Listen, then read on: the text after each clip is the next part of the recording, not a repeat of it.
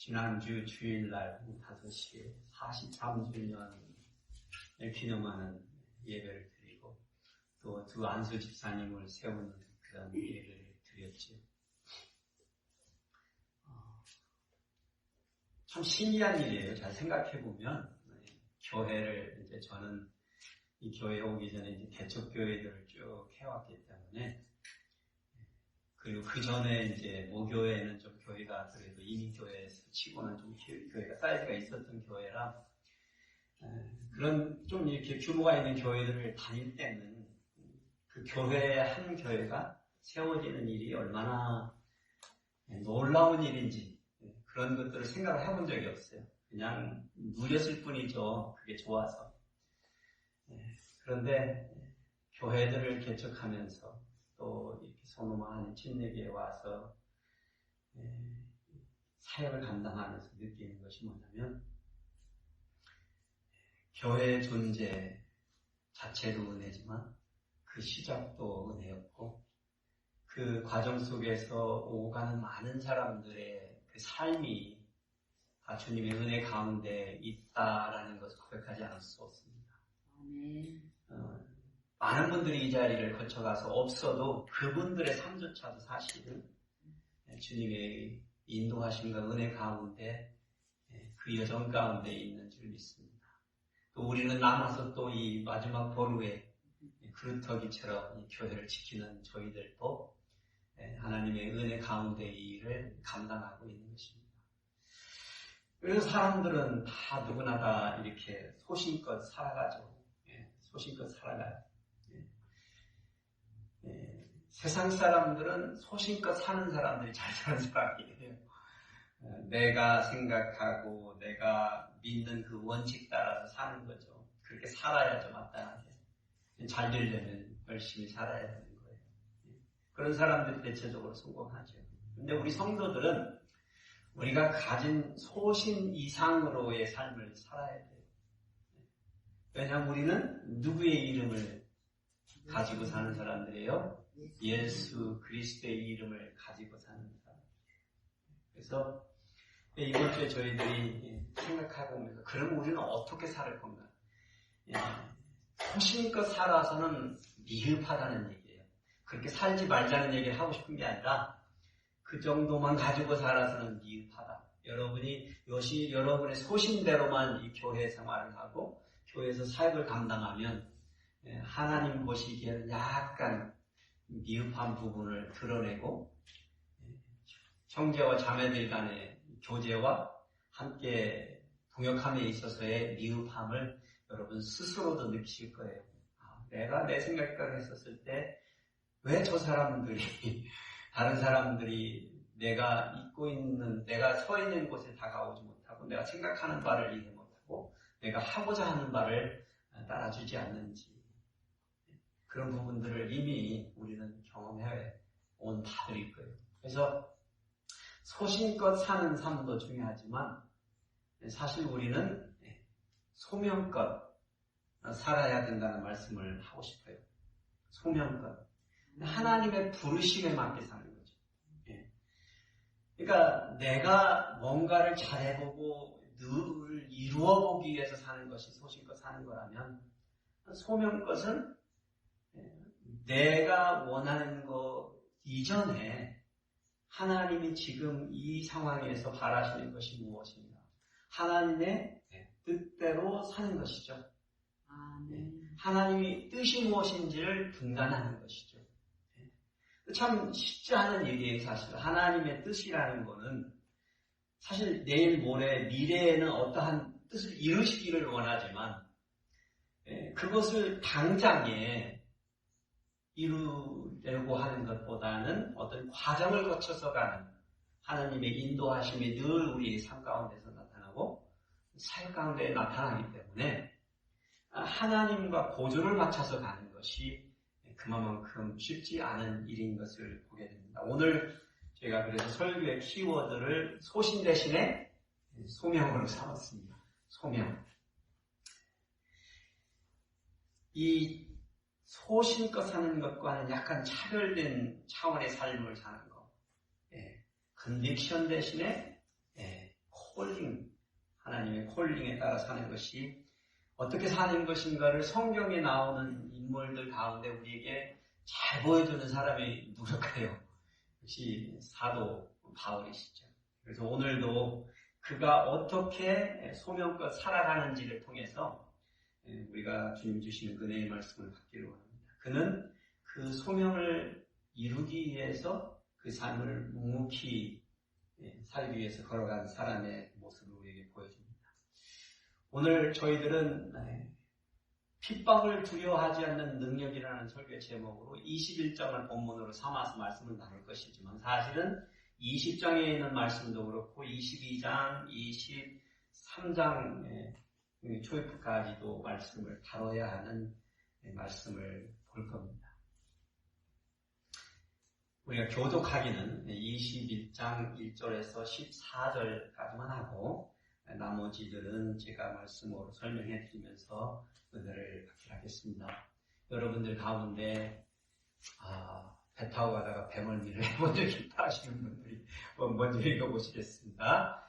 그리고 나머지는 그 다음 번 읽으시겠습니다. 시작. 우리가 그들을 작별하고 배를 타고 바로 코스로 가서 이튿날 로도에 이르러 거기서부터 바다라로 가서 베니게로 건너가는 배를 만나서 타고 가다가 구보를 바라보고 이들을 왼편에 두고 수리아로 항해하여 두로에서 상륙하니 거기서 배의 짐을 풀려 함이더라.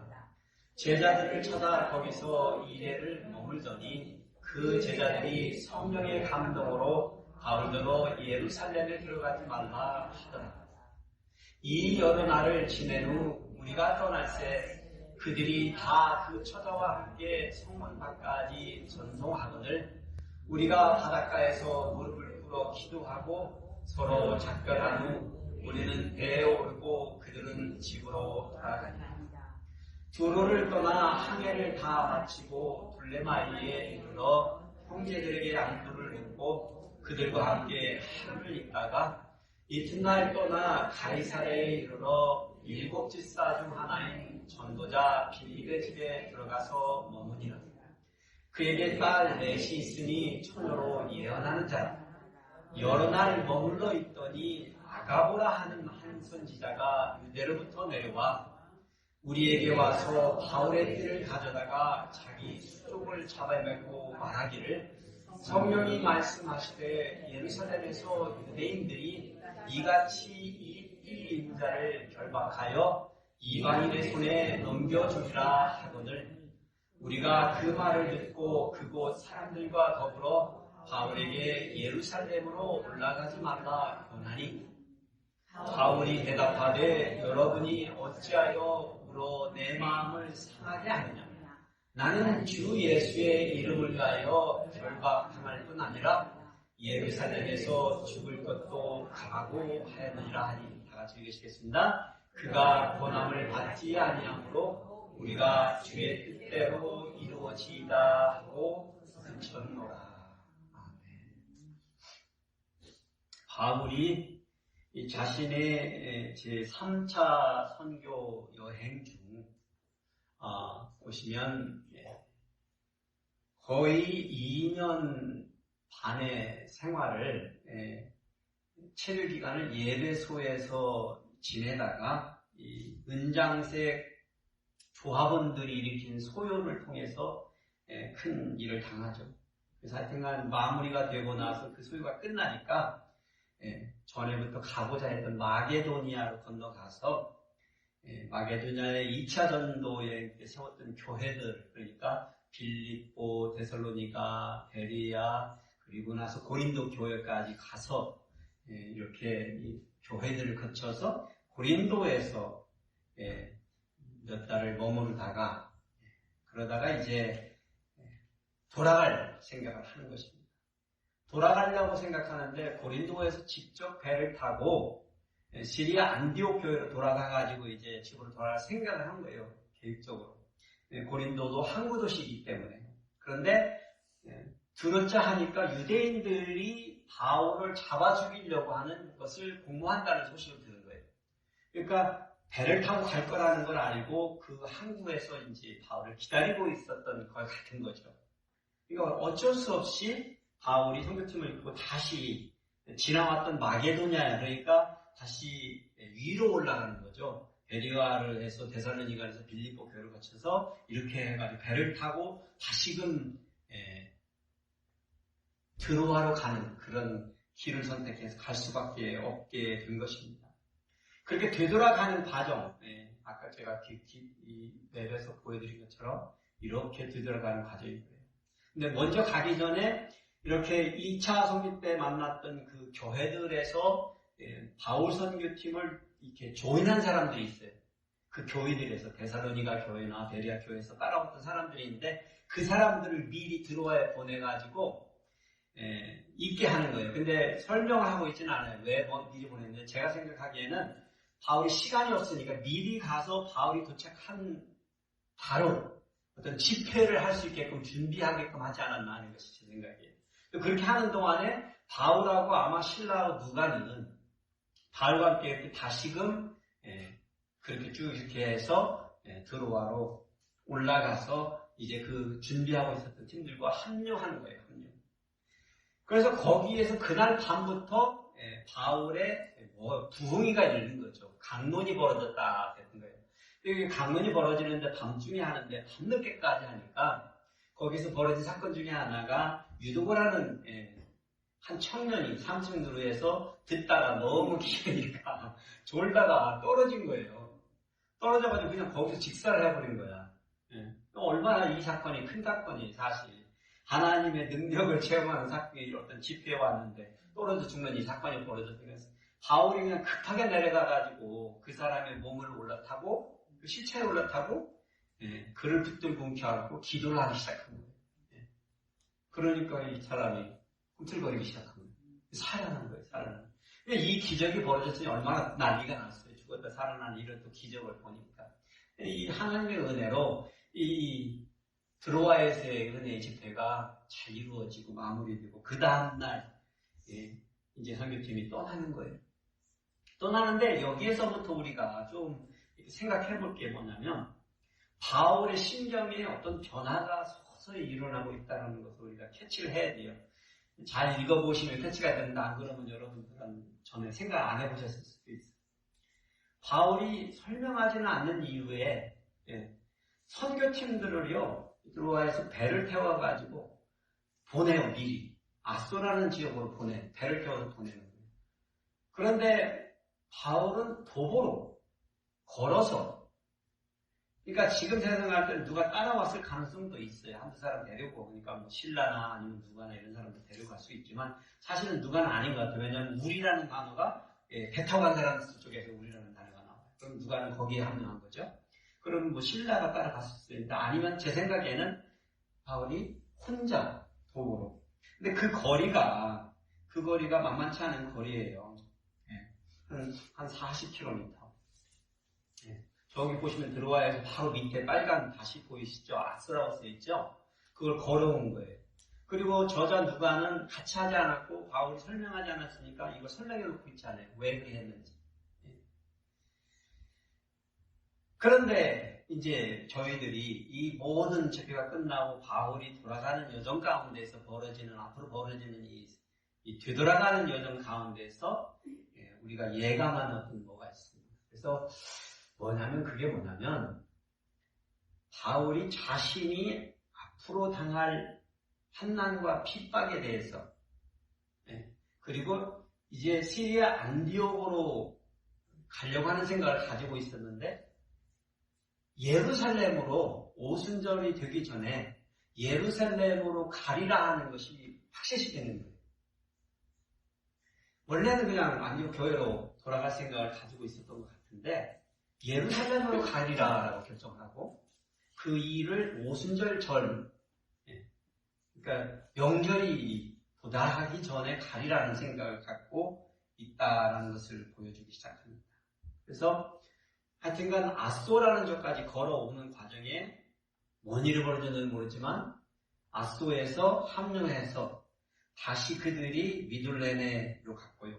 보여드릴까요? 미둘레네를 이렇게 볼게요. 이렇게 해서 여기까지 가는 거예요. 그러니까 미들레네를 거쳐서 디오라는 어떤 섬을 앞을 거쳐서 사모라는 섬에 들렀다가 그 다음날 또 출항해가지고 밀레도라는 지역인데요. 보세요. 여기가 밀레도라는 지역인데 거기에서 머무는 거예요. 그리고 잘 보시면 바로 그 밀레도라는 곳의 위치가 바로 그쪽으로 위에 가면 조금 떨어진 곳이 무슨 교회가 있어요? 에베소 교회가 보이죠. 보편적으로 바울 사도는 에베소 같은 교회, 고린도 같은 교회들은 중요한 교회니까 어떻게 했어요? 들렀죠. 늘 들르고 같이요. 근데 바울이 여기 이때 말을 하는 거예요. 저희 같이 했던 날. 내가 지체하지 않고 오순절 일기 전에 예루살렘에 가기 위해서 예루살렘을 갈 수 있는 시간이 없다는 거예요. 오고 갈 수 있는 시간이 없으니까 인편을 보내가지고 에베소에 있는 장로들을 밀레도라는 곳에 오게 하는 거예요. 급하게 전가를 보내가지고 그 사람들이 오게끔.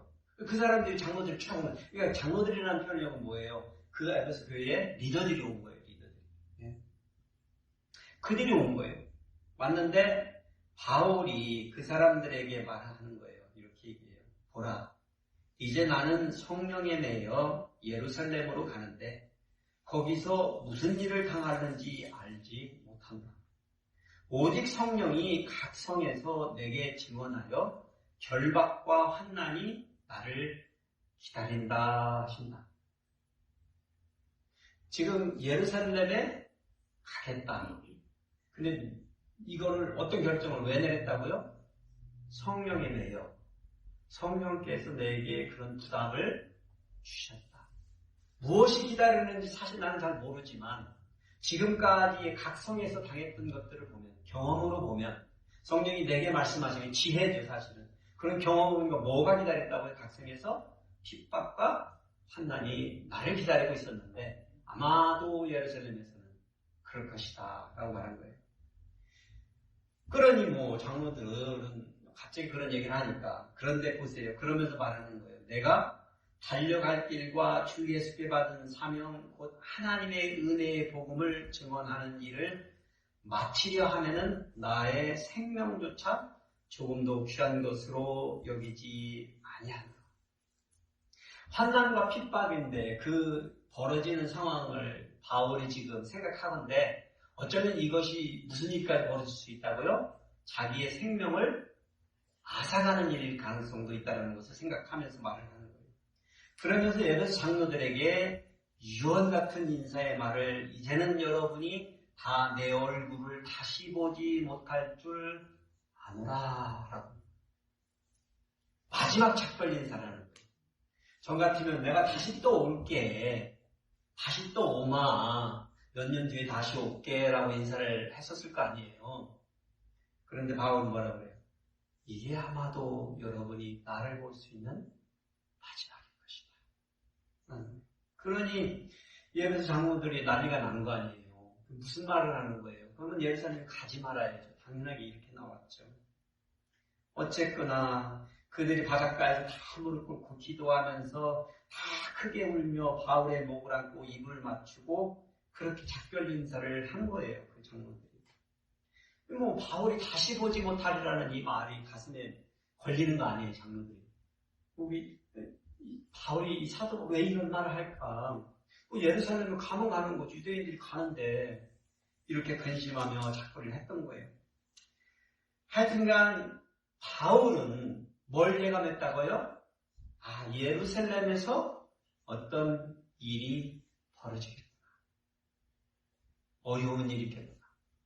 성령에 대해서 compelled by the Spirit이라고 되어 있어요. 영어로. 성령이 나를 알게 하시고 예감케 하는 것이죠.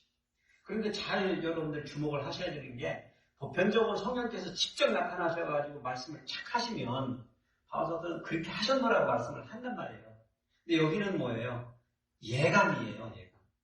성령께서 마음을 몰아가는, 여러분도 그런 경험을 해보셨을 거예요. 마음에 주시는, 이게 내 생각이 아니라 마음에 주시는, 내 생각과는 다른 경험을 해보시면 알아요.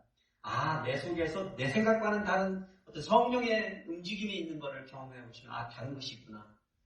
보편적으로 우리는 소신껏 사는데 성령께서 인도해 주시면 그 차이점을 느껴요. 그랬다는 거예요. 그렇다고 뭐 직접적으로 나타나셔가지고 말씀하신 바는 아닌 것 같아요. 예. 그렇지만 바울은 그 예감에 어떻게 하는 거예요? 순종하기로 결정했다. 그것이 비록 목숨을 앗아가는 것이죠. 여러분 사실 우리가 환난과 핍박을 당할 때 물론 바울 사도가 당하려고 하는 어떤 환난과 핍박은 정말 다른 종류의 환난과 핍박이지만 사실은 뭐 생각해보면 우리가 세상을 살면서 예수 그리스도의 제자된 삶을 살 때 똑같은 것 같아요. 두려움이 밀려오면 이 두려움을 어떻게 이겨낼 수 있을까요? 바울이 말하는 거죠. 내가 이 일을 가기로 결정한 이유가 왜라고 말하는 거예요. 누가 말씀하시고 누가 인도하시기 때문에요? 성령께서 나로 하여금 금패하기 때문에 성령께서 나를 인도해 주셨기 때문에 그렇게 할 수 있다는 것입니다. 핍박과 환난 가운데 우리가 할 수 있는 최선의 행동은요.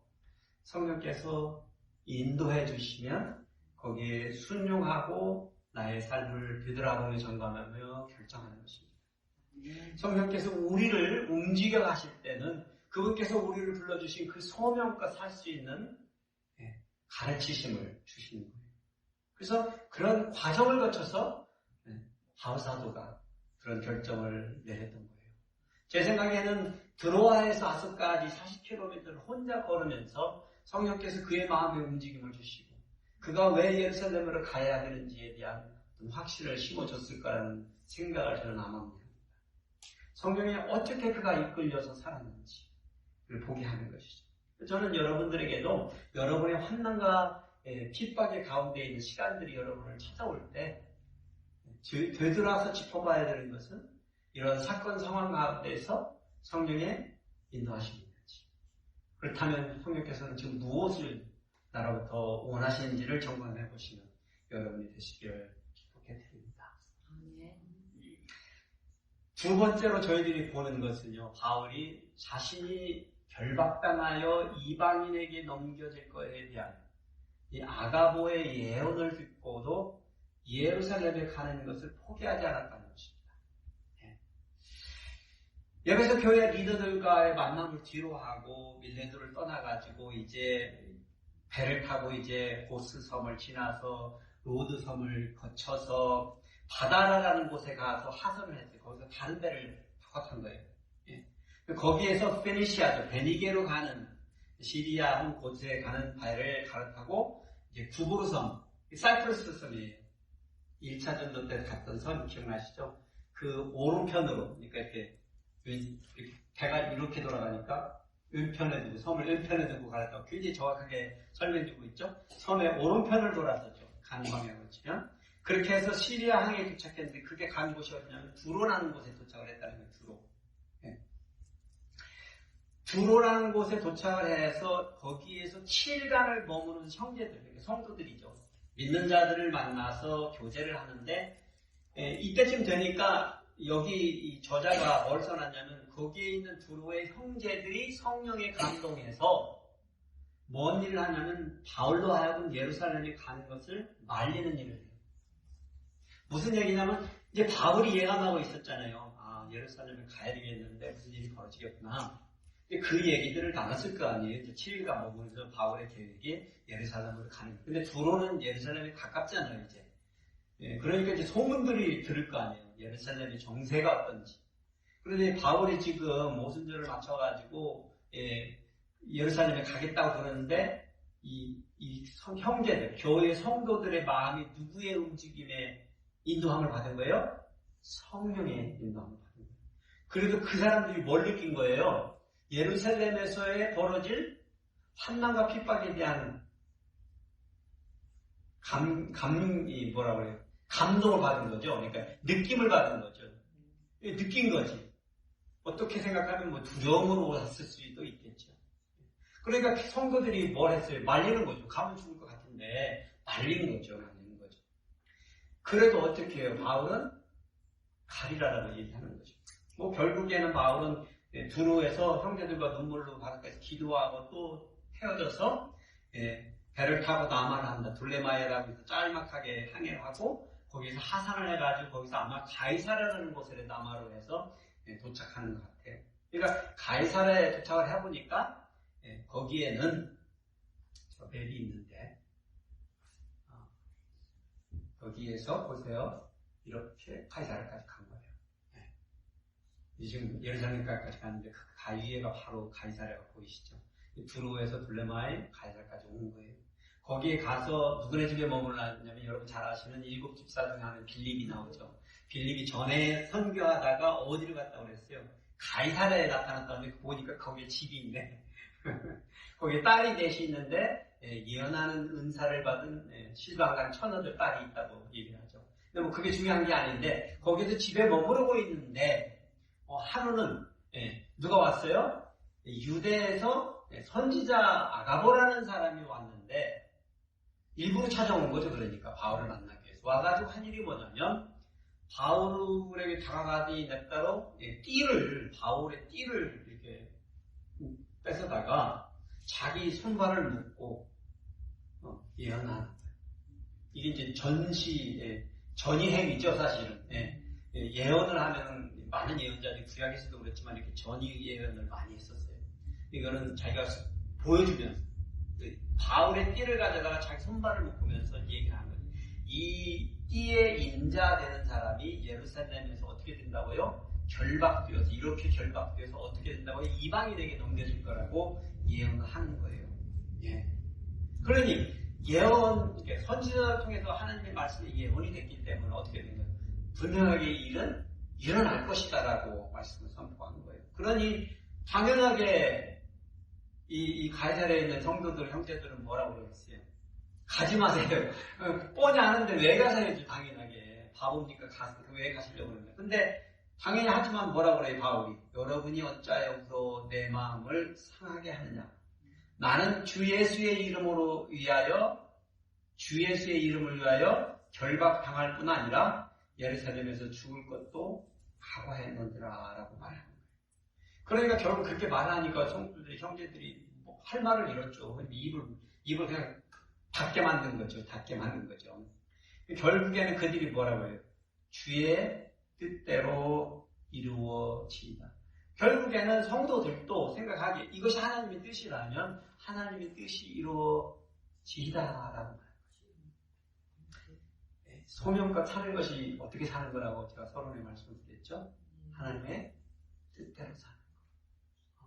비록 그것이 내가 원치 않는 것이라도, 비록 그것이 우리 모든 사람들이 원치 않는 일이라도 만일에 그것이 성령께서 우리를 감동하셔서 그것이 하나님이 원하시는 뜻이라면 우리가 순종하는 것이 뭐예요?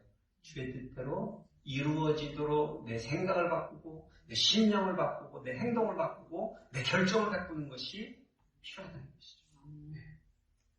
예루살렘으로 가기로 결정한 순간부터 예감하고 있었던 두 분이잖아요. 우리는 이 이야기를 따라가면서 이미 바울도 알았고 다 두루에 있는 성도들도 알았고 지금 여기 가이사라에 있는 이제 성도들도 다 알게 된 거 아니에요. 이제 예언까지 들어버렸으니까. 이방인들이라니까 여기서 이방인들이 그 시대에 그 땅을 지배하고 있었던 이방인은 로마예요. 로마인에게 넘겨질 거라는 말을 이렇게 한 거예요. 그런데 이 말씀을 보면서 어떻게 바울은 그런 상황 속에서도 내가 죽어도 가리라라는 생각을 할 수 있었을까요? 여러분은 어떻게 생각하세요? 만일에 내가 죽을 수도 있겠구나 거기에 가면 하는 그런 결정을 내려야 된다면 어떻게 하시겠어요? 그냥 가실 수 있을 것 같으신가요? 뭐 겨우 단기 선교 가는데 뭐 중국에 가면은 뭐 여권을 뺏기고 뭐 선교 숨겨가지고 가다 보면 잡혀가지고 공안에 잡혀가지고 감옥에 들어가서 돈도 내야 되고 뭐 이런 일들 뭐 얘기들 하고 그러잖아요 옛날에. 그런 것도 근심 걱정하고 뭐 그러잖아요. 근데 바울은 지금 죽을 수도 있다라는 상황에 가야 하는데 어떻게 그러면 갈 수 있는 결정들을 할 수 있었을까요? 지금 저는 이거 볼 때 여기 바울 사도가 무엇을 위해서 살고 있다고 얘기하고 있어요. 자기가. 왜 결박을 당할 수 있다고요? 예수의 이름을. 이번 시리즈의 타이틀이 뭐였죠? 예수 이름의 능력이죠. 예수 이름의 능력이죠. 그러니까 바울사도가 사실 갈라디아서 2장 20절 이런 식으로 말하죠. 내가 그리스도와 함께 십자가에 못 박혔느니 그런즉 이제는 내가 사는 것이 아니요 오직 내 안에 그리스도께서 사시는 것이라. 나는 이미 그리스도의 십자가에 달리심처럼 나도 이미 내 인생은 죽었다. 이제 내가 사는 이 여분의 삶은 누구와 함께 사는 거예요? 예수 그리스도와 함께 사는 것이다. 예수의 이름을 위해서 사는 것이다라고 고백하는 것인데 제 생각에는 예수 이름을 위하여 사는 바울이었기 때문에 그런 두려움을 이겨낼 수 있는 능력이 있었다는 거예요. 예수 이름의 능력에 붙잡힌 사람이었기 때문에 가능해요. 그래서 여러분 저희들은 우리 앞에 닥칠 피난, 핍박과 환난들이 어떤 때는 뭐 그런 것들이 무서워지고 근심 걱정이 되어지기도 하지만 이런 것들을 이길 수 있는 힘이 우리 성도들에게는 어디에서 온다고요? 우리가 믿는 예수 그리스도의 이름의 능력 가운데에서 있다는 거예요. 믿는다고 하는데 잘 될 때는 믿음이 충만한데 예? 잘 되고 모든 일이 다니고 그냥 이 믿음이 그냥 하늘을 찌르는데 뭐 조그마한 일 하나 뭔 일 벌어지면 그 믿음은 어디 온데 간다고 그냥 애걸복걸하는 식의 사람이 되어버리는 사람들이 간혹 제가 보거든요. 그냥 세상 사람들도 그냥 담담하게 이겨나가는 그 조그마한 일들 당하면서 그냥 뭐 큰일 난 것처럼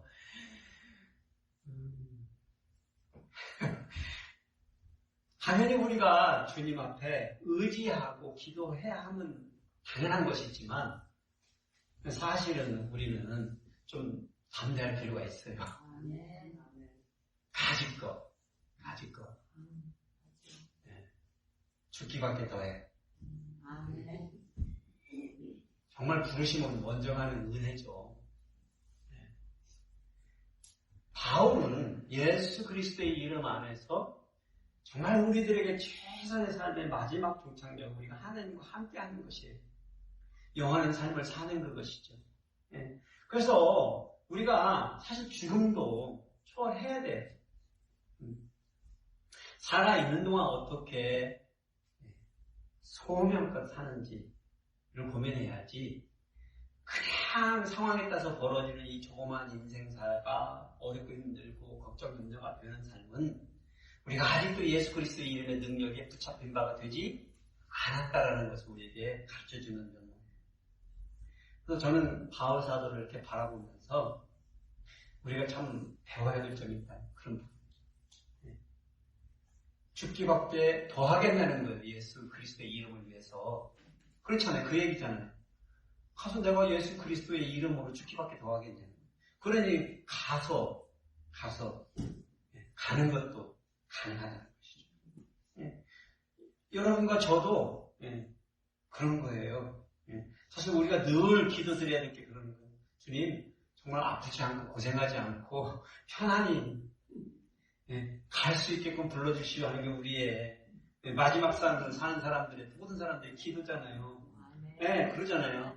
그렇게 가는 거예요. 그게 은혜라니까. 오래 사는 게 초점이 아니고 소명껏 사는 것이죠.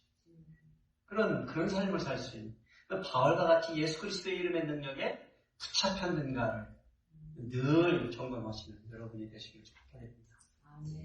세 번째로는요, 자신이 결박되어 핍박받는 중에도 예루살렘 유대인들에게 예수 그리스도의 이름을 전하는 것을 어떻게 했다요? 최우선시했다. 자, 보세요. 하여튼간 가이사랴에서 형제들과 여러 날을 보내다가 결국은 여장을 꾸려가지고 구브로스 사람 나손과 가이사랴 몇몇 제자들을 가지고 같이 예루살렘에 올라갑니다. 뭐 재밌는 표현이 돼 있어요. 구브로스 사람의 그 나손이라는 사람을 데리고 가는데 데려가는 이유가 나손이 예루살렘에 집이 있대요. 그래서 예루살렘에서 그 사람 집에서 머물게 해서 같이 갔다고 누가가 살짝 기록을 해놔요. 하여튼간 예루살렘에 올라가가지고 예루살렘 교회 리더들을 만나요. 똑바로 바울이. 그렇죠. 지금 선교복을 해야 되니까. 그래서 그때 당시 예루살렘 교회 리더가 누구냐면 야고보예요. 야고보가 수장했던 거예요. 베드로가 아니에요. 야고보예요. 야고보가 수장이 되어 있고 그 장로들이 쭉 와가지고 이제 바울 사도의 이방 선교 보고를 듣는 거예요. 뭐 들으니까 엄청나죠. 예. 아니 유대인 말고도 이방인들을 향하여 벌어지는 이 선교 사역의 내용들을 들으면서 얼마나 놀랐겠어요. 하나님께 모든 영광을 돌리면서 반갑게 했는데 지금 이 이야기를 듣고 선교복을 듣는 이 예루살렘의 지도자들의 마음속에는 뭐가 있어 지금? 근심, 걱정이 있다는 거예요. 다 듣고 나서 하나님께 영광을 돌렸는데 그나저나 바울씨 문제가 있습니다. 그래서 말을 하는 거예요. 뭐냐 하니까 야 지금 예루살렘에는 수만 명의 유대인들이 있고 성도들이 있는데 그들이 이상한 소문을 들었다. 네가 가는 선교지마다 가가지고 가르치는 것이 하나님의 구약의 율법을 지키지 말라라고 가르친다라고 하나님이 말씀하신 하나님의 말씀을 지키지 말라고 가르친다라고 소문이 났다. 그래가지고 율법에 열심히 사람들이 너를 엄청나게 싫어한다. 그런데 지금 이런 상황에서 네가 예루살렘에 왔는데 어쩔 거냐. 이런 문제를 얘기했지. 예. 지금 오순절이라고 했죠. 오순절. 그럼 3대 명절 중에 하나잖아요. 그러면 거기에 예루살렘에 지금 누가 온다고 전국 각지에서 유대인들이 몰려와 있다는 거죠. 예. 그 중에 많은 그리스도인들이 이미 형성이 되어 있지만 그렇지 않은 대다수의 유대인들이 몰려와 있는 상황이라는 것이죠.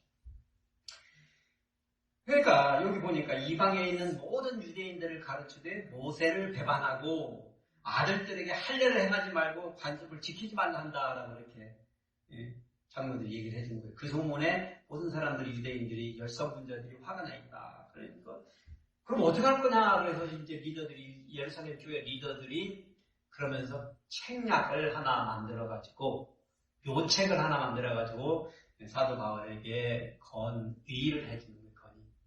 야 맞다. 지금 우리 교회 예루살렘 교회 4명의 사람인데 그 사람들이 서원을 했다. 서원.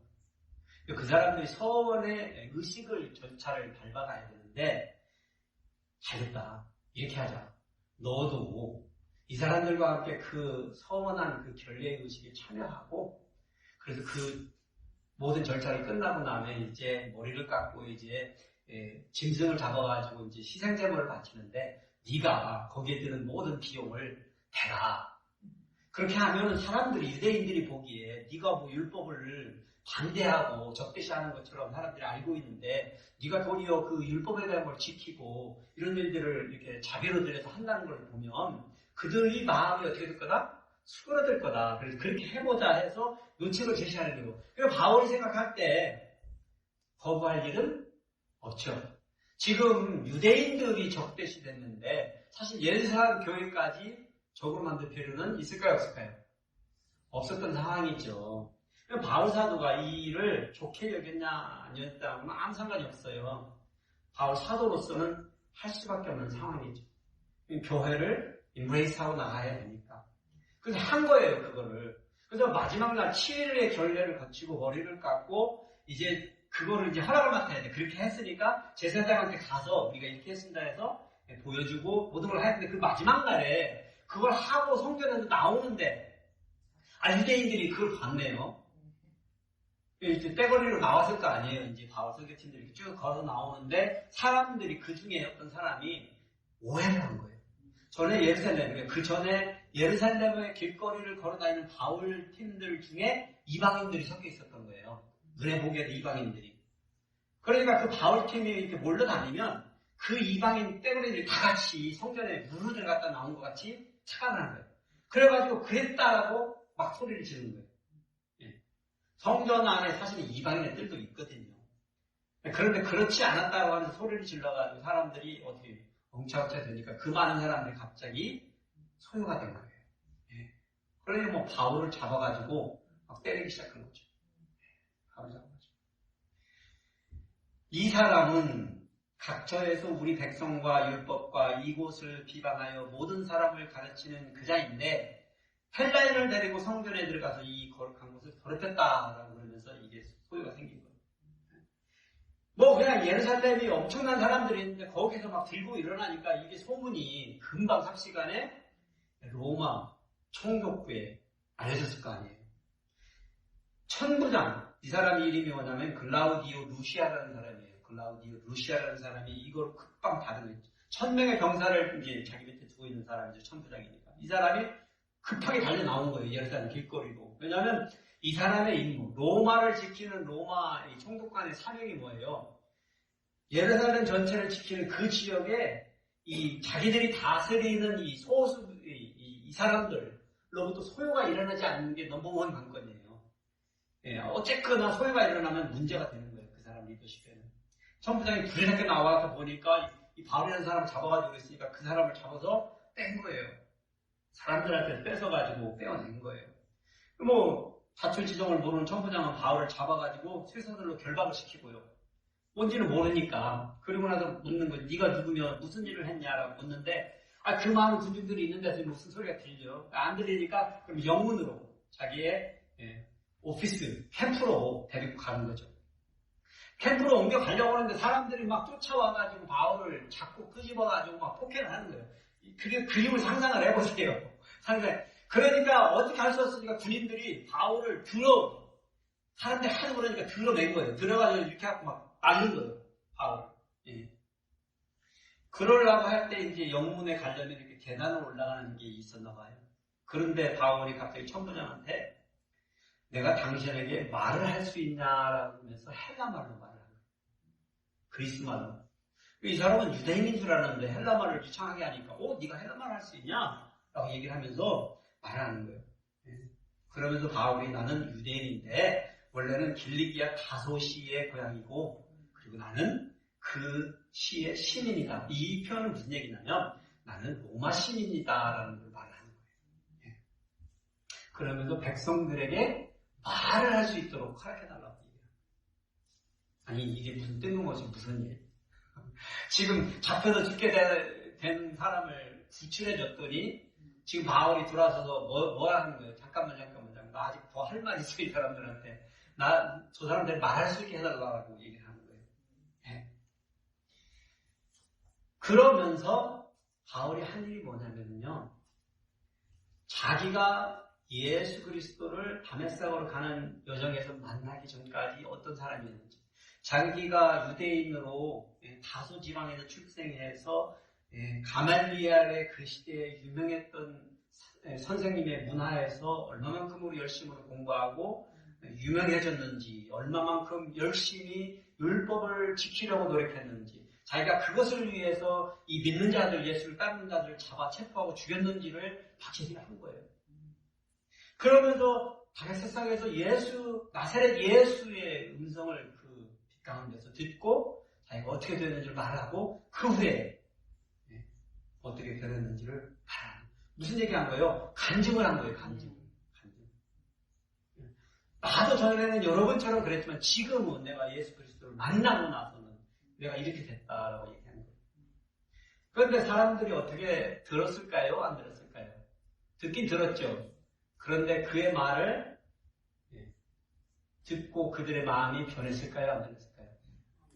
안 변했습니다. 군중의 반응은 변하지 않았어요. 뭐 들고 일어나서 저는 쳐죽여라 그렇게 되는 것이죠. 그럼 쳐죽여라. 근데 제가 여기서 오늘 이야기는 여기서 맺어지려고 해요. 여기까지. 다음 편, 다음 주에 얘기를 하지만 그런데 잘 생각을 해보면 바울이 예루살렘에 왜 갔을까요? 예수님의 명령. 사실 그가 천부장의 군인들에게 빌려서 영문으로 들어가는 계단에 세워지는 이 일은 누구의 뜻이었을까요? 하나님의 뜻. 그러니까 그 계단을 한번 생각을 해보세요. 그 수많은 사람들이 있는데 그 군중에 파묻혀가지고 뭔 소리를 한다고 들렸겠어요? 안 들리죠? 그러니까 천부장은 로마 병사들인데 로마 병사는 지금 바울을 어떻게 하고 있는 거예요? 오히려 체포하여서 소실하면 쇠고랑을 채우고 매를 때리긴 하지만 사실 지금 바울을 어떻게 하고 있는 거예요? 원래는 생명을 지켜주고 있는 것이죠. 그리고 지금 바울이 자기의 간증을 하는 이 장면에서 그를 도와주고 있는 바디가드들이가 되어 있잖아요. 그러니까 이건 보는 시각의 차이죠. 사실은 그렇잖아요. 누구는 누구에 체포돼서 감옥에 갈 거고 누구는 어떻게 해서 고난을 받고 핍박을 받고 환난이지만 뒤집어서 생각해보면 이것이 하나님의 뜻이었다라면 그 스테이지에 그가 세워지기까지. 그러니까 끌려가면서 바울은 무슨 생각을 한 거야? 이제 죽었구나 생각한 거예요? 아니죠. 지금 타이밍이 언제냐는 거지. 내가 복음을, 예수 그리스도의 이름을 저 사람들에게 말할 수 있는 기회가 언제냐는 것이죠. 여러분 그런 생각 해보세요. 누구를 만날 때, 어떤 일에 처했을 때, 내가 비록 자신을 얻고 상황은 안 되는 것 같아도 내 마음속에서 기회를 엿보는 내가 언제 내 얘기 하는 게 아니라 예수 그리스도의 이름을 할까 말까 주저주저하고 두려움에 소명대로 사는 것이 엄청날 거라고 생각하지만 사실 바울의 입장에서도 이런 소요가 일어나는 상황 속에서도 그가 그 차가를 붙드는 거 아니에요. 사실은 지금 이 계단에 오래 섰을 때가 아니면 이 많은 유대인들을 향하여 자기의 감정을 전할 수 있는 날이 있다 없다. 더 이상은 없다. 그런데 그들이 듣는 게 중요하냐? 아니라는 거죠. 듣고 이해하는 게 중요한 게 아니죠. 말씀이 선포되는 게 중요해요. 우리는 저 사람이 받아들이지 않을까 두려워하고 저 사람이 어떻게 반응할까 두려워하는데 그게 중요한 게 아니라는 것이죠. 저 사람들이 들어야 하는 그 하나님의 은혜를 우리가 빼앗아서는 안 되는 것이죠. 바울에게 주어진 소명이 뭐예요? 예루살렘에 그 많은 사람들이 오순절에 모였는데 그냥 자기들의 율례 법대로 그냥 6월절에 명절이나 지키고 내려가는 일로 끝나는 게 아니라 예수 그리스도의 이름을 어쨌거나 한 번은 듣고 가는 일이 있어야 한다는 것을 알았기 때문에 그 상태 속에서도 결박된 상태 속에서 그는 자신의 간증을 할 수 있어요. 어떻게 보면 뭐 당연하게 바울이니까 이거 쉽게 할 수 있는 일이지라고 생각할 수도 있지만 그렇지가 않다는 거죠. 그만큼 바울은 성령에 매여서 성령의 뜻을 따라서 생각하고 있는 것이죠. 언제가 좋은 때인지. 사실 우리가 이민사회에서 이렇게 이민자로서 생활을 하다 보면 참 우리는 참 한국의 70년대, 80년대 그 모든 것을 그대로 가져와서 이 지역에 뿌리를 내리고 살잖아요. 우리 주위를 스쳐가는 너무나 많은 사람들이 있는데 그냥 지나가고 스쳐가는 사람들이라는 생각밖에 안 들잖아요. 왜냐하면 나는 나대로 그냥 잘 살아가고 또 어떤 면은 잘 흘러가고 하지만 사실은 성령에 매여서 사는 사람들은 내가 끌려서 내가 사는 이 지역이 어떤 하나님의 소명이 그곳과 결부되어 있다는 생각을 자각할 때 벌어진다고 저는 생각합니다. 왜 내가 그 많은 곳을 버려두고 이곳에서 살게 되는가? 그 많은 사람들이 있는데 살 수도 있고 그런데 왜 이 지역인가? 라는 생각을 우리가 고민해 볼 필요가 있어요. 내가 이 교제의 폭이 넓지 않아서 만나는 사람이 많지 않아도 그렇다고 치더라도 그 내 교제의 바운드리 안에서 벌어지는 많은 사람들은 어쩌면 바울 사도가 그 자리에 서서 예수 그리스도의 이름을 선포하고 간증을 하지 않았으면 거기에 왔던 모든 예루살렘 유대인들이 그 다음으로는 들어보지 못했을 예수 그리스도의 이름을 들어볼 수 있게끔 했던 것처럼 어쩌면 지금 나를 만나고 있는 그 한 사람, 옆에 할머니, 할아버지, 아니면 옆집에 무슨 아저씨 그러니까 교회를 다니고 믿음이 있는 사람을 아는 사람이 나만이라면 다른 사람들은 다 세상 사람들이고 어쩌면 저 사람에게 기회는 나밖에 없는데 그 순간이 언제일지 우리는 적어도 좀 더 합시다 해야 돼요라고 말을 하고도 싶지만 저는 여러분에게 어떤 도전을 하고 싶으냐면 적어도 우리가 성령에 이끌려 사는 사람이라면 기회라도 엿보자는 거예요. 기회라도 그러니까 여러분이 그냥 마음속으로 생각할 때 언제 한번 기회라도 엿보자는 거예요. 그러면 어떤 날이 올까요? 그 기회의 날이 온다는 거예요. 제가 그 조영기 목사님이 기도하는 법을 책을 써놓은 게 있더라고요. 그래서 한번 공부를 좀 어떻게 기도를 해야 되나. 그러니까 거기에서 가르쳐주는 원리 중에 하나가 기도할 때 네가 원하는 것이 무엇인지를 확실히 비전라이즈하라. 자기 경험담을 얘기를 하시는 거예요. 자기가 고등학교 때 자전거를 갖고 싶었는데 그래가지고 자전거 어떤 기어가 몇 단이고 무슨 색깔이고까지 다 해가지고 기도를 하기 시작해요. 그래가지고 어느 날 자기가 기도한 대로 그런 색깔의 자전거를 선물로 받았다라는 게 간증을 하는 거예요. 근데 그게 굉장히 재밌게 공부를 했어요. 근데 제가 그렇게 하면서 깨달은 바가 있어요. 그것도 괜찮은 방법이다 하는 생각을 하는 거예요. 그래서 어느 날 제가 생각을 하면 제가 이제 청년들을 이렇게 배우자를 놓고 기도할 때 남자를 보내주세요, 여자를 보내주세요라고 그렇게 기도하면 네 맘에 맞는 남자가 지나가는 게 아니고 여자가 지나가는 게 아니라는 거예요. 구체적으로 나에게는 이 정도의 남자, 이 정도의 키의 남자, 이런 성격의 남자, 이런 직업의 남자, 이런 성격의 남자를 구체적으로 얘기할 때 그 기도가 응답될 가능성이 높다는 걸 깨달았어요. 왜냐하면 그런 남자가 지나가면 보이는 거예요. 그런 여자가 지나가면 보이는 거예요. 내가 기도하는 사람이 지나가면 보이는 거예요. 보이는 거예요.